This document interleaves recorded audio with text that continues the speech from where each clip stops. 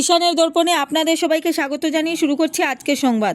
বাংলাদেশে হিন্দু নির্যাতনের প্রতিবাদে শিলচরে বিক্ষোভ, মোহাম্মদ ইউনূসের কুশপুত্তলিকা দাহ। শুক্রবার বাংলাদেশে সংখ্যালঘু হিন্দুদের উপর চলমান নির্যাতন এবং দীপুচন্দ্র দাসের হত্যার ঘটনার প্রতিবাদে উধারবন বিধানসভার দুধপাতিল হিন্দু ঐক্যমঞ্চের ডাকে বিক্ষোভ সমাবেশ।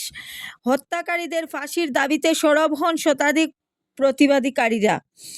এদিন ছোট দুধপাতিল এলাকা থেকে কয়েক শতাধিক প্রতিবাদকারী মিছিল করে শিলচর শহরে ক্ষুদিরাম মূর্তির প্রাতদেশে এসে সমবেত হন। মিছিল জুড়ে বাংলাদেশের দীপুচন্দ্র দাসের হত্যাকারীদের দৃষ্টান্তমূলক শাস্তি ও ফাঁসির দাবিতে লাগাতার স্লোগানে মুখরিত হয়ে ওঠে গোটা শিলচর শহর। আমাদের গাড়ি কিন্তু ব্রিজের নিচে আছে। আমরা যারা যারা গাড়িতে করে এসেছি সবাই বিচার চাই, বিচার চাই। মাধ্যমে আমরা বাংলাদেশের ইংলিশ সরকারকে উচ্ছেদ করে দিতে চাই। বাংলাদেশে বিচার চাই, প্রদান করুন, নইলে আপনাদের রক্ষা পাবে না। মৌলবাদীদের গুলি করে নির্বিচারে গুলি করে শেষ করে আমরা দিতে সক্ষম হয়েছি। আজকের দিনে এই বৃহত্তর মিছিলে যারা যোগদান করেছেন, অনেক পরিশ্রম করে আসছেন, আমাদের সমাজের স্বার্থে আমরা এইভাবে লড়াই করে যাব। যারা আসছেন সবাইকে ধন্যবাদ। আমার ভারত মাতা কি, ভারত মাতা কি, ভারত মাতা কি, জয় জয় শ্রীরাম, জয় জয় শ্রীরাম। সনাতন ঐক্য জিন্দাবাদ, সনাতন ঐক্য জিন্দাবাদ। নমস্কার সবাই, একটু করে হলো না, এটা একটু করে করলে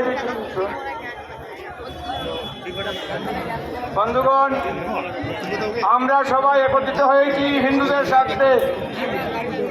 আমরা হিন্দুদের গৌরব, যুবক ভাইদের প্রাণ, হিন্দুদের নয়নমণি, হিন্দুদের একমাত্র যোদ্ধা। আজকে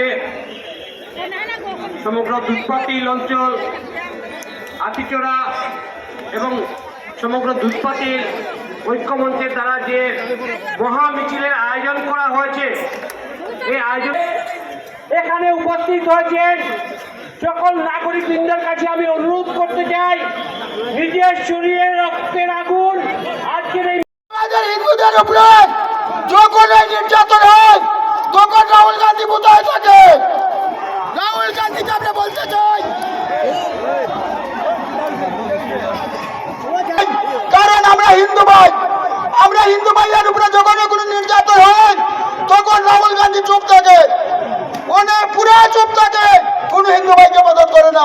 আর আমরা হিন্দু ভাইরা কংগ্রেস করছি, আমরা কংগ্রেস না করে আমরা বিজেপি করব। কারণ কেন? আমি ভারত সরকারের কাছে আর্জি দিতে চাই, আমাদের অতি সত্য যেন এটা হিন্দু রাষ্ট্র ডিক্লেয়ার করা হয়। আমি দেশের প্রধানমন্ত্রীর কাছে রিকোয়েস্ট করি, অতি সত্য যেন আমাদের এটা হিন্দু রাষ্ট্র করা হয়। কারণ আমরা তো 1947-এ প্রথমে তারা বলছিল যে আমাদের সঙ্গে সঙ্গী হয়ে দেশ স্বাধীনের যুদ্ধ করেছে, সেই হিসাবে আমরা পিছাত্য ভাই হিসাবে তাদেরকে আমরা অংশবাদ দিয়েছি।